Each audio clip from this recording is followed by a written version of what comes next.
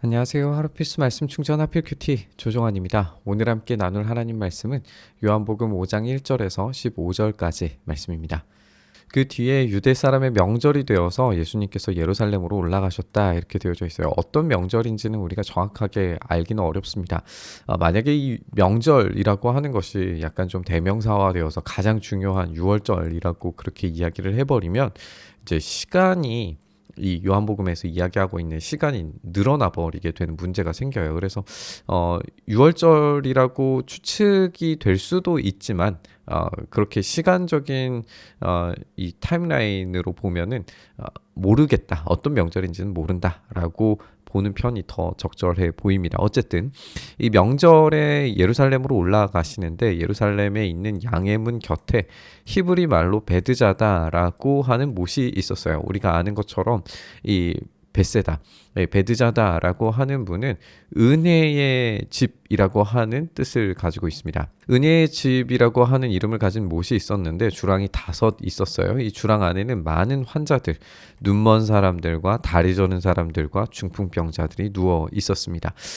그들이 물을 움직이기를 기다리고 있었다라고 이렇게 설명하는데 여기에 이제 꺽쇠가 되어져 있는 걸 보다시피 이것은 사본학적으로는 좀 신뢰받기 어려운 아주 후대에 쓰여진 첨가된 설명으로 보여지는데 어쨌든 이 문장 자체를 좀 읽어보면 물이 움직이기를 기다리고 있었던 이유가 주님의 천사가 때때로 못에 내려와서 물을 휘저어 놓는데 물이 움직인 뒤에 맨 먼저 들어가는 사람은 무슨 병에 걸렸든지 나았기 때문이다 이런 설명을 붙여놓고 있습니다.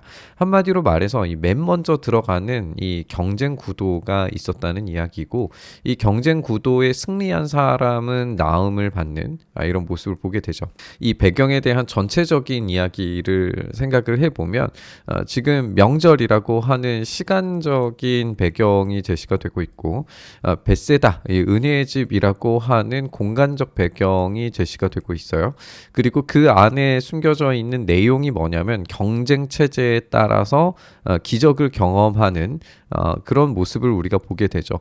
그런데 이게 진짜 참된 이 하나님의 역사인가에 대해서 질문이 들 수밖에 없습니다. 지금 시간적으로 명절이고 공간 자체가 이제 은혜의 집이라고 하는 의미를 가지고 있지만 이 명절의 의미도 찾기 힘들고 그리고 공간에 이 은혜의 집이라고 하는 의미도 찾기가 힘들고 이 경쟁 구도 속에서 나음을 입는 것이 과연 하나님의 일하심의 방식인가를 질문하게 되기도 해요.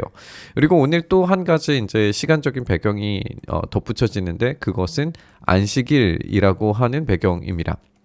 우리가 안식일이라고 하는 배경을 생각할 때 그냥 단지 일을 쉬는 것에 이 포커스를 맞출 게 아니라 하나님께서 모든 것을 완성하시고 목적하신 대로 이 계획하신 대로 이루어지게 만드시는 것이 이 안식의 이 목적 범위라고 한다면 지금 이 본문 가운데에서 시간의 범위 그리고 장소의 범위 그리고 어떤 이 그 당시에 있었던 이 신화적인 배경의 이야기들 모두 다가 하나님과는 좀 이렇게 동떨어져 있는 것이 아니냐라고 하는 질문을 낳을 수밖에 없습니다. 거기에 38배 된 병자 한 사람이 있었던 거죠. 예수님께서 누워있는 그 사람을 보시고 또 이미 오랜 세월을 그렇게 보내고 있는 것을 아시고는 질문하십니다. 낫고 싶으냐? 예수님의 이 신적인 지식, 이 알의 차원에서 우리가 앞서서 함께 계속 살펴본 것처럼 인간은 무지를 드러내는데 예수님께서는 전적인 이 신적인 이 전지하신 분으로서 계속 등장하시는 걸 우리가 읽게 되죠. 여기에서도 이 병자, 38배 된 병자가 얼마나 오랜 세월을 고통 가운데 있었는지에 대해서 알고 계세요. 그리고 이 병자가 예수님을 찾은 게 아니라 예수님께서 직접 이 38해 된 이 병자를 찾아가시죠. 그래서 예수님의 이 이야기는 직접 찾아가시는 이 은혜를 우리에게 보여줍니다. 그 병자가 대답하기를 주님 물이 움직일 때에 나를 들어서 못에다가 넣어주는 사람이 없습니다 라고 이야기하고 있어요.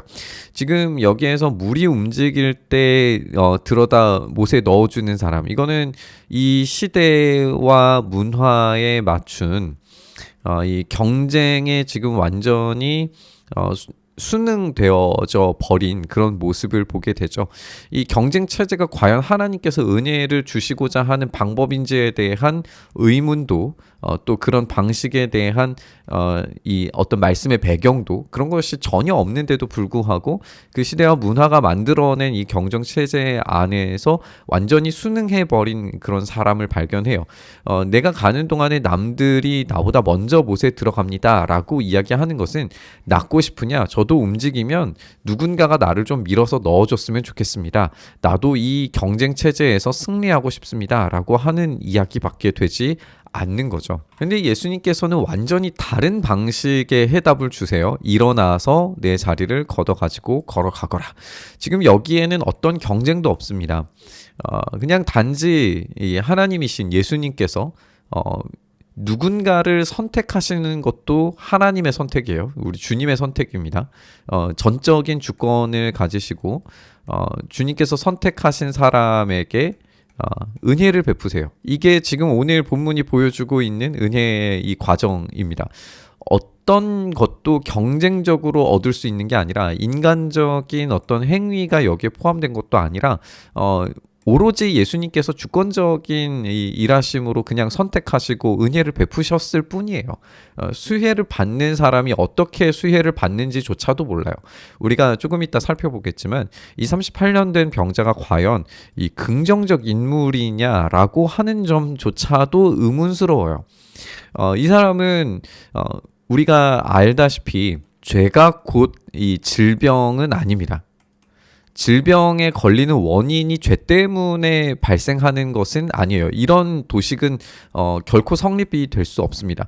그런데 오늘 이 장면에서 한정해서 살펴보면 이 38년 된 병자의 원인이 죄라고 하는 것은 분명히 알 수 있어요. 예수님께서 그렇게 말씀하고 계시죠. 그러니까 어떤 범죄인지는 모르지만 어쨌든 그러한 형벌을 받고 있다라고 하는 것을 예수님께서 알고 계신 것은 분명해요. 그리고 이 인물이 그다지 긍정적이지 않은 것처럼 보여진다라고 하는 점도 우리가 발견할 수 있어요. 그럼에도 불구하고 예수님께서 전적인 주권으로 선택하시고 은혜를 베푸신다는 거예요. 그러니까 지금 이 죄인에게 은혜를 베풀어 주시는 이 과정이 우리의 인간적인 사회 구조 속에서는 결코 통용되지 않는 이야기다라고 하는 것을 알 수가 있죠.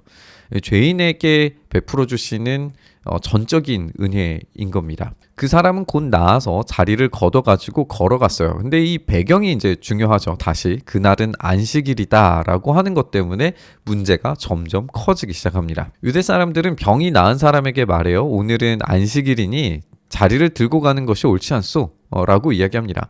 이 병이 나아서 누군가가 이제 시켜서 움직이고 있음에도 불구하고 지금 이 안식일이라고 하는 법령 때문에 절대 움직이는 것이 옳지 않다라고 이야기하는 유대인들을 우리가 보게 돼요. 지금 이게 명절과 더불어서 안식일이라고 하는 아주 중요하고 큰 시간적인 배경이 제공되고 있기 때문에 이것이 가지고 있는 의미가 도대체 무엇인가를 생각해 보게 만듭니다.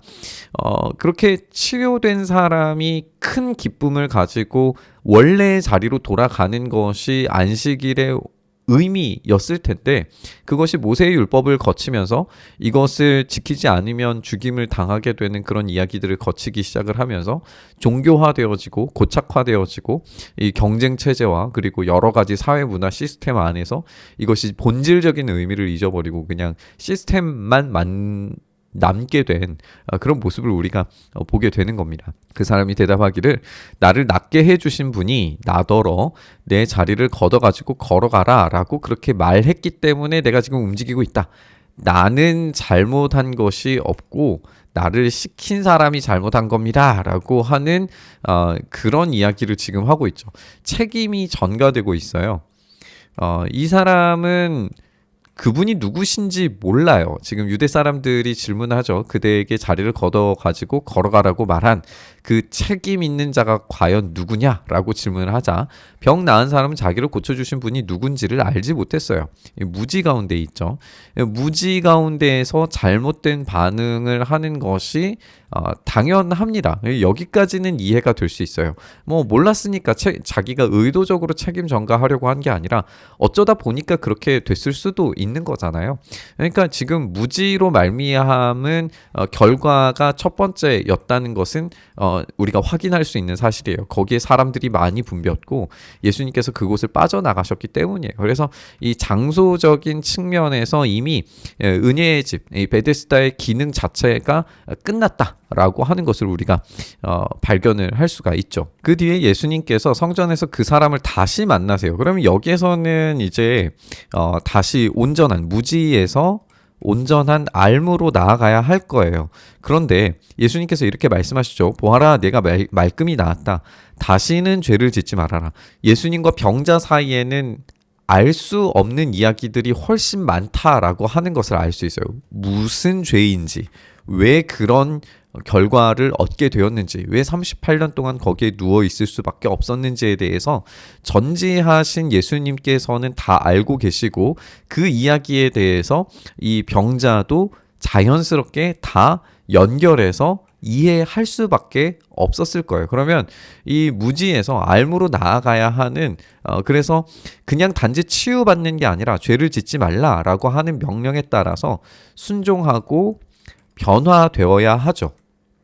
이게 우리가 지금까지 살펴본 참된 변화의 과정이잖아요. 그런데 그리하여 더 나쁜 일이 너에게 생기지 않도록 하라라고 말씀하셨는데 그래서 예수님을 따라 순종하고 변화된 게 아니라 그 사람은 가서 자기를 낫게 해주신 분이 예수라고 유대 사람들에게 말합니다. 한마디로 말하면 밀고 한 거예요. 자기에게 책임이 없고 이 안식일을 범한 문제를 예수님이 일으켰다라고 하는 것에 대해서 밀고를 하고 있는 거죠. 한마디로 말해서 지금 38년 된 이 병자는 자기가 받은 은혜에 대해서 반응하는 것이 아니라 여전히 시스템 안에 있는 사람이다라고 하는 것을 우리가 볼 수가 있습니다. 우리 주님께서는 죄인들에게 그리고 이 시스템을 벗어나서도 얼마든지 은혜를 베푸실 수 있는 분이시다라고 하는 것을 직접 보여주심에도 불구하고 이 죄인은 여전히 시스템 안에 남아있고 그 안에서 경쟁 사회 체제 안에서 은혜가 있다라고 말하는 집에서 전혀 은혜를 발견할 수 없는 그런 삶을 여전히 살고 있는 것을 보게 되죠. 그래서 이 무지에서 알무로 나아가지 못하고 순종과 변화로 나아가지 못하고 그 자리에서 도태되는 모습을 우리가 보게 됩니다. 우리도 마찬가지의 삶을 살 때가 얼마나 많은가 생각을 해보게 되는 것 같습니다.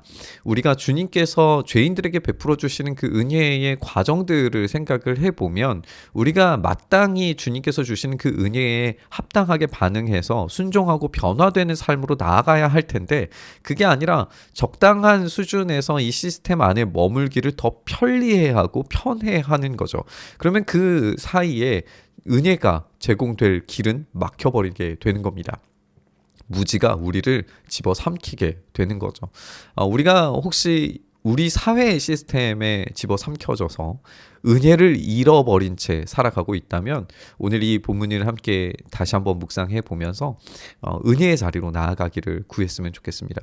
베데스다, 은혜의 집이라고 하는 이름의 뜻을 가지고 있지만 전혀 은혜가 발견되지 않는 그런 세상의 사회 시스템에 우리가 머무는 게 아니라 진짜 참된 은혜를 주시는 우리 주님의 집, 주님의 몸된 성전 안에 살아가는 우리의 삶이 되기를 간절히 바라고 소망하면서 우리 묵상의 자리로 나아가시죠. 주님, 그렇게 우리의 삶을 만져주시고 붙들어주시고 온전케 하여 주시옵소서. 주님께서 은혜를 베풀어 주시는 그 삶의 자리에 우리의 삶이 있게 하시고 우리가 전적으로 주님만을 의존하여서 참된 순종과 변화의 삶을 경험할 수 있도록 역사하여 주시옵소서. 그렇게 우리의 삶 속에 일하시길 간절히 바라며 우리 주님 예수님 이름으로 기도드리옵나이다. 아멘.